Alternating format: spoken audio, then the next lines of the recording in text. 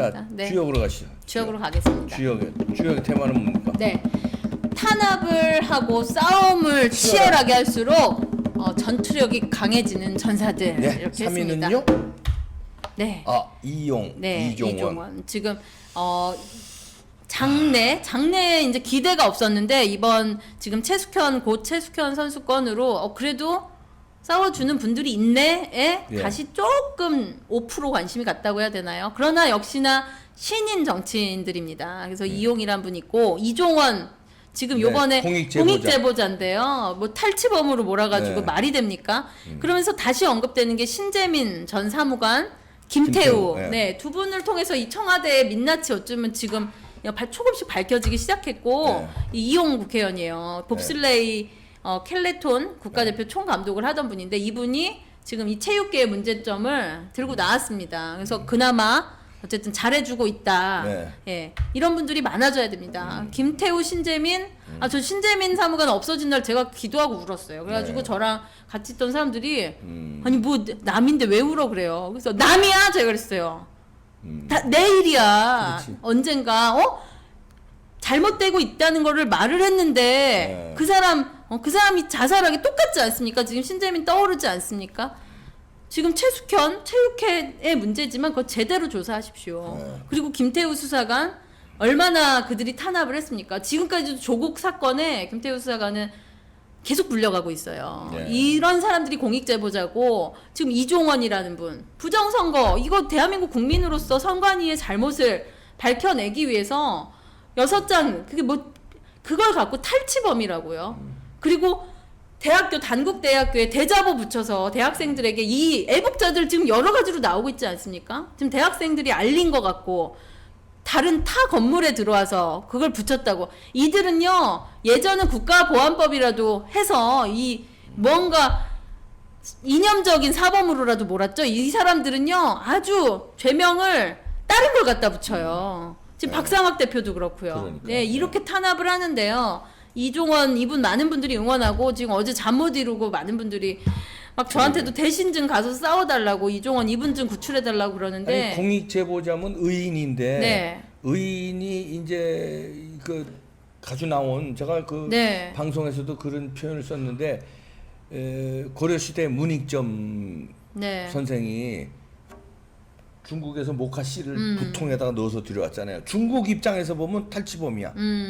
우리의 그 그쵸. 소중한 네. 씨앗을 가져갔으니까. 근데 고려의 입장에서 보면 완전, 모카 씨를 네. 가져온 네. 의인이에요. 네. 그것 때문에 모카 산업이 발전한다고. 의인입니다. 네, 예. 의인이잖아요. 네. 그런데 중국 입장, 그러니까 말하자면 네. 도둑놈들 입장에서 보면 도둑질한 증거를 가져 나갔으니까 네. 탈취범이야. 그렇죠. 그러면 우리나라가 도둑놈들의 나라냐 이거예요. 맞습니다. 선관위가 자기들이 도둑질을 은폐하려고 이 사람을 탈취범으로 프레임을 네. 씌워서 하는 거예요. 그걸 거기에 검찰이 부안해동하고 지금 법원이 구속영장을 받아들여지고 이런 나라가 된 거예요. 법원은 왜냐면 네. 선관위하고 한 패니까. 네.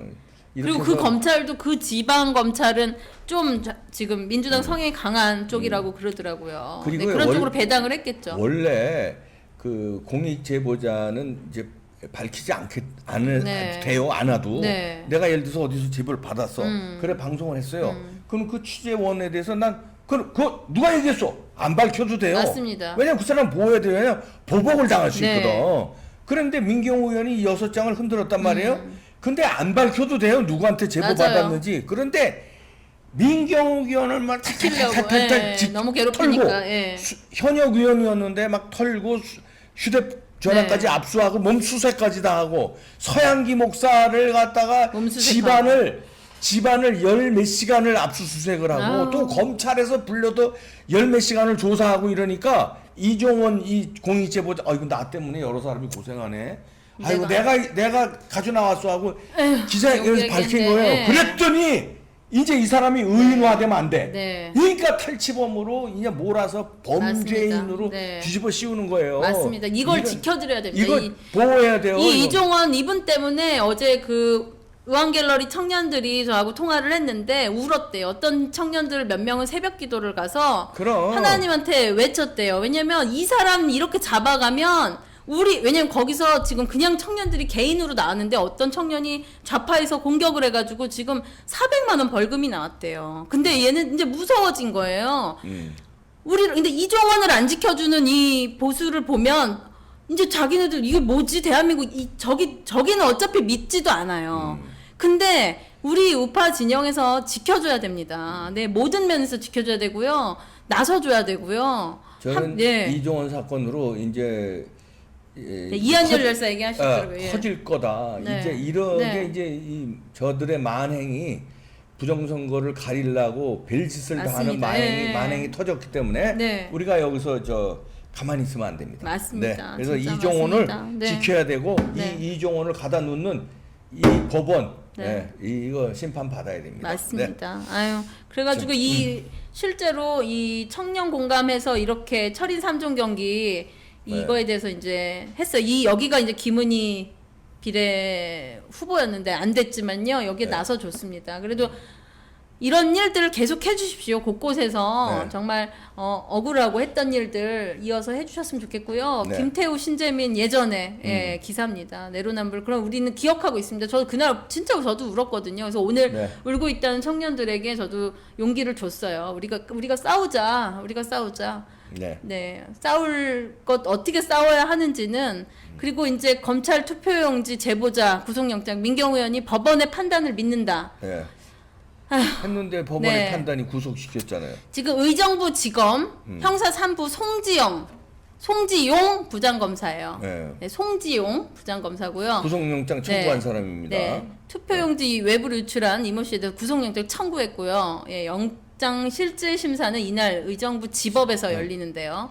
네, 여러분들 이거는 함께 지금 싸워줘야 됩니다. 예, 집회 나가야 되고요. 이게 무슨 탈취범으로 지금 대한민국이 무너지게 생겼는데 유권자들이 탄압받는 것들 이제 내부 고발자 그 다음에 정말 공익 제보자죠. 네. 이 문재인 정권이 공익 제보자를 얼마나 활용하려고 책자까지 냈었어요.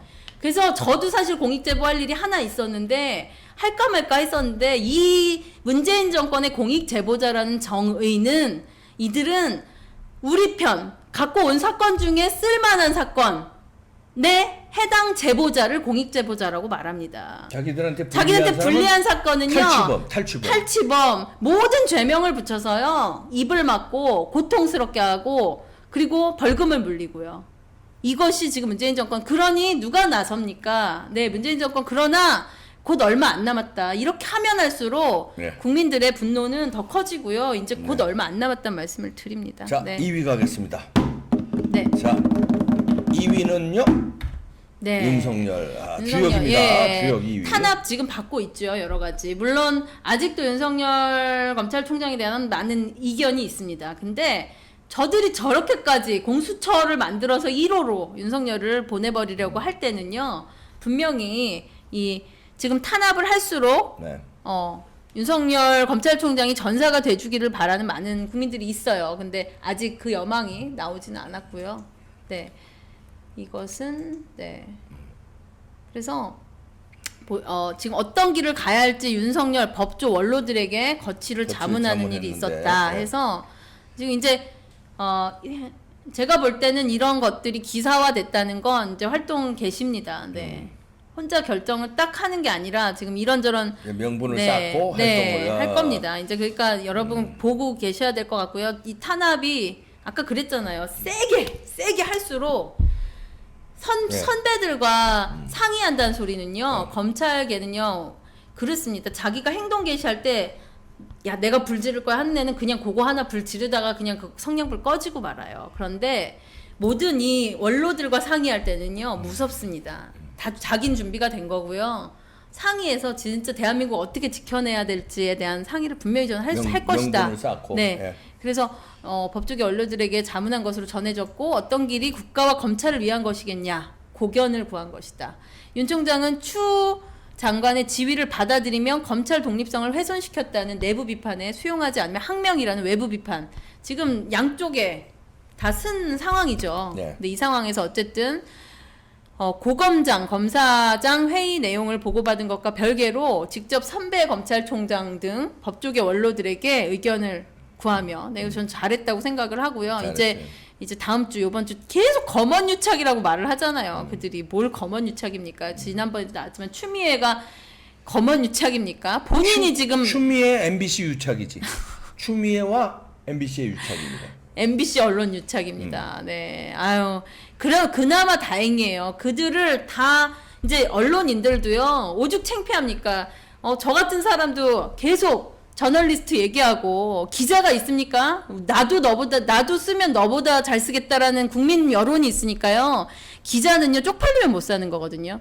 기자의 장점이 하나 있어요. 오늘은 제가 너무 기자 나쁘게 얘기했으니까 오늘 칭찬을 하나 해드리면 기자들이 후배들에게 밥을 얻어먹는 경우는 단 한 번도 없습니다. 자기 단돈 주머니에 2만 원이 있는데 후배가 10명이 와요. 그러면 기자들은 가오가 이상한 가오가 있는데요. 2만 원밖에 없으면 어떻게 밥 먹여요? 여기 먹으면 설렁탕 10명이면 형이 냈다 이러고요. 8만 원 외상 달아놓고 다르게 해서 어떻게든 구해가지고 내는 게 기자예요. 제가 여러 번 기자들을 만났는데 그건 공통점이더라고요. 그래서 제가 물어봤어요. 아니 본인 주머니 돈도 없으면서 맨날 가오는 차리냐 했더니 그걸 철저하게 배운대요.